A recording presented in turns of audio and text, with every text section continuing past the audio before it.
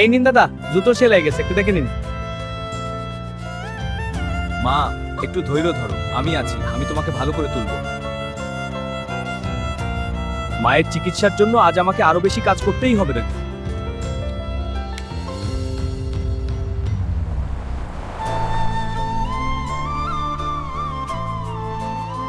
এই শোনো, আমার জুতোটা ছিঁড়ে গেছে, এখনই সেলাই করে দিতে হবে।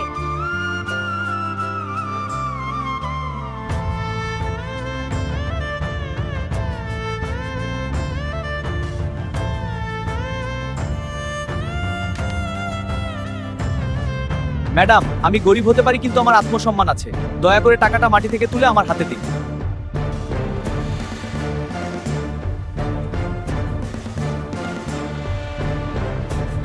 মা, ভয় পেও না, আমি আছি, সব ঠিক হয়ে যাবে।